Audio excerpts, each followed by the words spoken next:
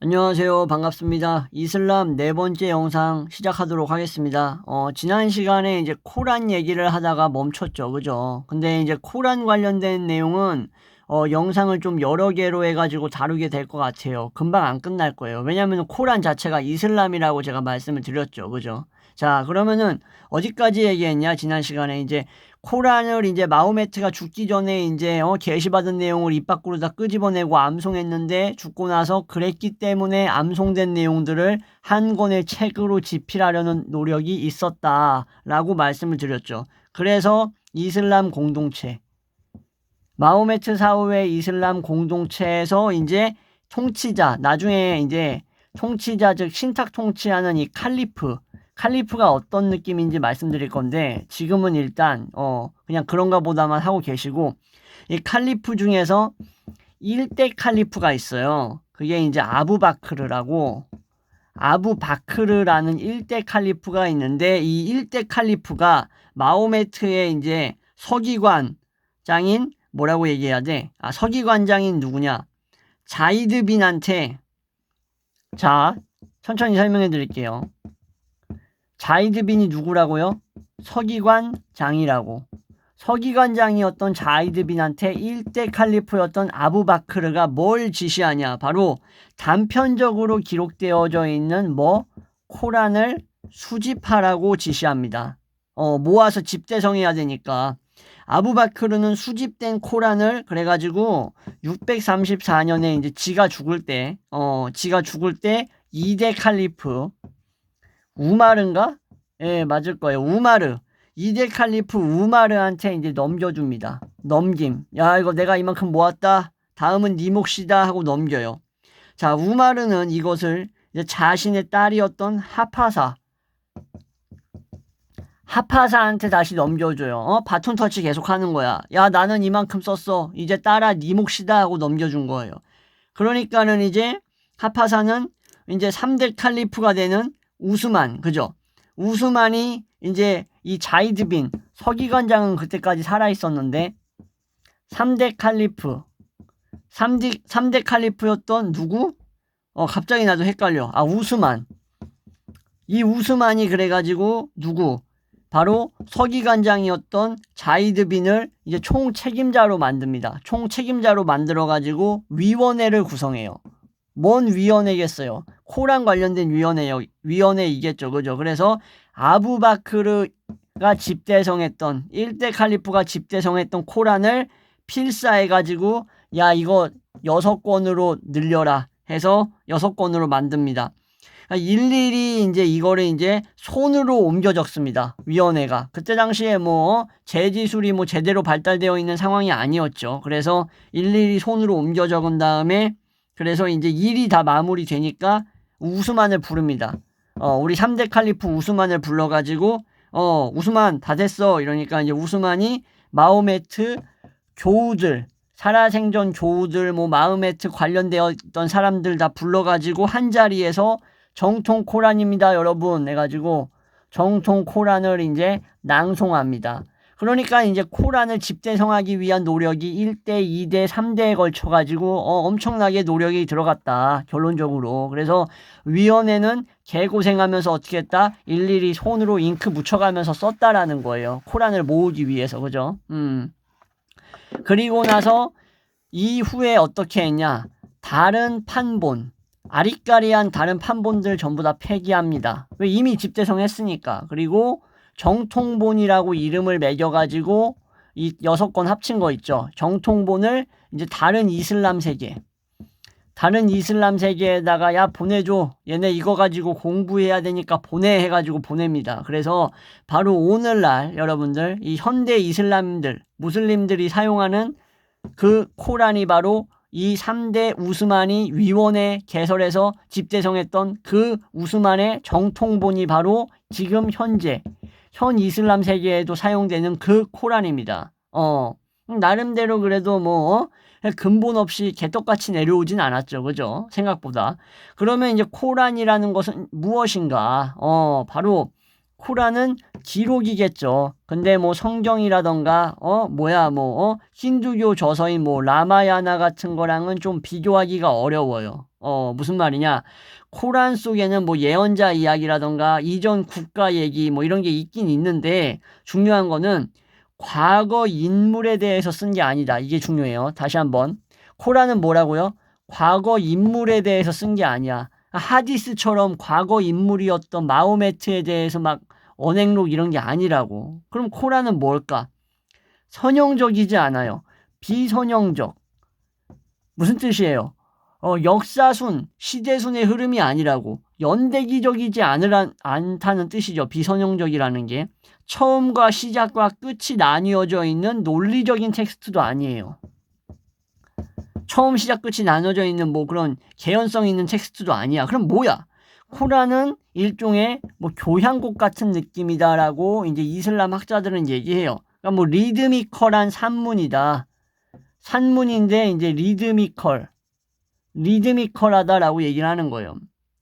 그러니까 뭔가 좀 대서사시 같은 느낌이랄까? 그런 느낌인 거죠. 그리고 과거 인물에 대해서 뭐라고? 쓴 얘기가 아니라고. 단어 하나하나가 리듬감을 가지고 있어요.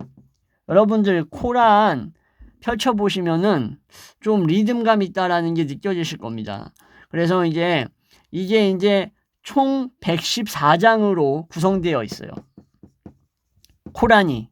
근데 구절이 몇 개냐면은 114장인데 구절이 6,300, 대략 6,236 구절 정도 됩니다. 114장에. 뭐 이렇게 구절이 많아? 장은 114장밖에 안 되는데. 근데 단어 하나하나가 다 리듬감을 가지고 있어. 단어들이. 그리고 의미가 있어, 심지어. 그래서 격자구조라고 불립니다. 격자구조. 자, 이런 구조 때문에 코란에 적혀있는 조그만 점 같은 것들 있죠. 조그만 뭐 이렇게 표시 이런 것들 있죠. 이런 것들 건드리면 어떻게 될까, 여러분들? 건드리면 안 돼요. 건드리면 의미 자체가 싹 다 바뀌어요. 완벽한 하모니가 박살난다. 뭐 예를 들어서 뭐 이런 식이에요, 여러분들. 뭐 코란 이렇게 뭐 이런 거예요. 제가 뭐 잘 표시는 못하지만 뭐 이런 식으로 되어 있다고 보시면 됩니다. 뭐 이렇게 되어 있는데 뭐 이렇게 되어 있고 뭐 사람 얼굴 같죠? 뭐 이렇게 되어 있는데 뭐 이렇게 해서 이렇게 되어 있다. 그리고 뭐 이게 뭐 이렇게 돼 가지고 여기 안 나오네. 열심히 그렸는데. 아무튼 뭐 이렇게 돼 있는데 뭐 점이 뭐 이렇게 있고 점이 이렇게 있고 그리고 뭐 이렇게 되어 있고 뭐 있어요. 아무튼 뭐 이렇게 되어 있다고 칩시다. 그러면 여기서 이제 점 하나를 없앴어. 그러면은 조화가 깨진다는 뜻이에요. 한마디로. 제가 카메라를 높게 잡고 있어가지고 아래에 이게 그린 게 안 보였네. 아무튼 이런 식이다. 그래서 하나라도 변화를 가하면 어떻게 된다? 그 산문체가 가지고 있는 리드미컬한 그 단어의 구조가 박살난다라는 거예요. 그러면은 한마디로 코란은 뭘까? 흉내낼 수 있어요? 흉내낼 수 없다라는 겁니다. 스페셜리티, 어떻다고? 독특함이 있다라는 거야. 고리처럼 연결되어 있다라는 거예요. 뭐가? 단어와 뭐가? 문장들이. 그죠? 그래서 정확하고 세밀해요. 그리고 장중하다. 대서사시 같다라고 얘기했었잖아요. 그죠? 문장이나 문장 부호에 변화가 할 수 없다. 부호 같은 거에 변화를 가할 수 없다라는 거야. 인간의 능력으로는 사실상 코란에 쓰인 것과 같은 것들, 이런 비슷한 어떤 이런 문학적인 것들을 만들어낸다라는 게 쉽지가 않다라는 거예요. 이해되시죠? 왜 그런지. 코란이 되게 이렇게 독특한 스페셜리티한 짜임새를 가지고 있어서 암기하기가 쉽다고 얘기를 해요. 암기가 되게 짜임새가 있기 때문에. 그러니까 암송하는 자는 이제 단어와 다른 단어로 넘어가는 게 이제 되게 유하게 넘어간다. 가볍게 물 흐르듯이 한 단어에서 한 단어로 건너갈 때 가볍게 넘어갈 수 있다. 그래서 그 짜임새 있는 구조가 인도하는 대로 그냥 따라가면 된다라는 거예요. 그래서 암송에 어떻다? 속도가 붙을 수 있다라고 얘기를 합니다. 그래서 마치 예술 형태처럼 되어 있다라고 얘기를 합니다. 코란을 이제 암송하는 것에는 두 가지의 기교가 있다라고 해요. 그래서 첫 번째 기교는 뭐냐면은 타지위드라고 해가지고 이게 뭐냐? 음악처럼 낭송하는 거예요. 무슨 뭐 오페라 부르듯이. 다른 하나는 뭐냐면은 타르틸이라는 방법입니다. 타르틸. 타르틸은 뭐냐면은 인위적으로 그냥 딱딱하게 단조롭게 운율을 맞추는 겁니다. 자, 무슬림이 어릴 때 코란 암송법을 배우겠죠. 집안에서 어른들한테. 그래서 어른이 되면 코란의 전 구절을 암송하게 된다고 해요. 그냥 몸에 배는 거야. 이걸 암송하는 게. 코란은 그래서 여러분들 인류가 처음부터 끝까지 유일하게 암송할 수 있는 책으로 여겨집니다. 처음부터 끝까지 유일하게 암송 가능하다. 다른 책들은 인류가 처음부터 끝까지 암송하는 게 될까요? 안 될까요? 안 되겠지. 자, 그래서 코란은 인종이라든가 아니면은 인종 시간, 지역 이런 것들 다 초월해가지고 전 인류한테 내려졌다라고 믿습니다. 누구들은? 무슬림들은.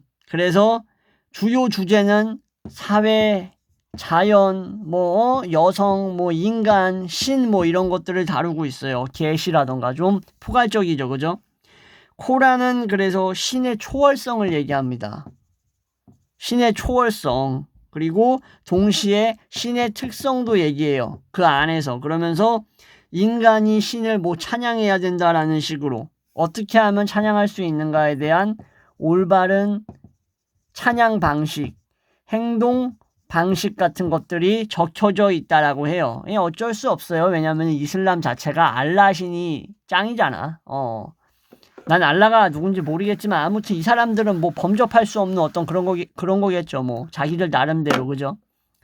그리고 또 코란에는 사회, 뭐 인간 이런 것뿐만 아니라 자연에 대한 거 있다고 얘기했죠. 근데 자연에 대한 구절도 자주 등장하고 자연 현상에 대해서도 얼마나 이게 주기적인지, 일식, 월식이 얼마나 주기적인지, 얼마나 일출, 일몰이 주기적인지까지 언급하고 있습니다.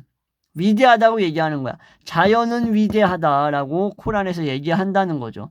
코란의 내용의 8분의 1이 뭘 칭송하냐면 이성의 미덕을 칭송합니다. 여러분들 이슬람이 감정적인 그런 종교가 아니에요. 오늘날에 보이는 그런 개 빌어먹을 새끼들, IS 극단주의자 새끼들이 마탱이가 가서 그렇지 사실 이 이슬람에 대해서 공부를 똑바로 하면 이게 얼마나 이성을 중시하고 강조하는지 알게 됩니다. 이성의 미덕을 칭송하고 총 759절이에요.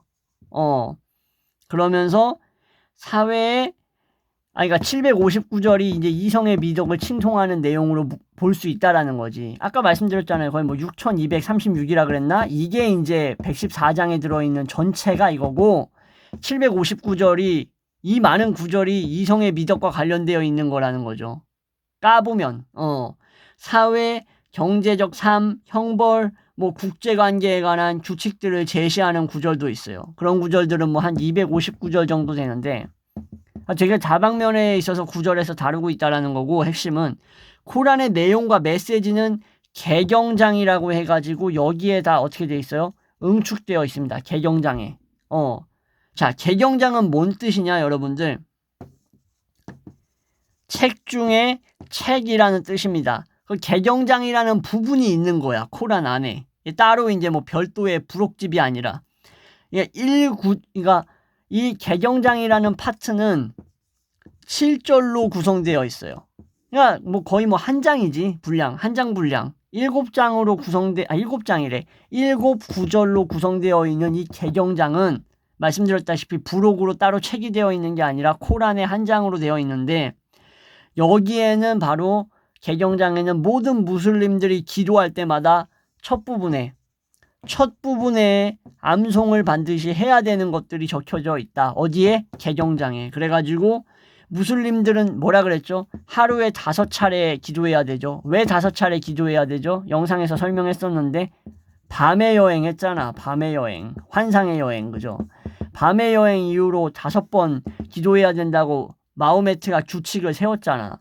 그래서 그 첫 부분을 기도할 때마다 암송하는 게 개경장에 있는 7절이다 라는 거예요. 근데 이제 이 7절을 17번 정도 암송해야 된대요. 아주 지독하네, 그죠? 7번도 아니고 7절 7번만 하면 되지 17번이나 이걸 암송해야 돼.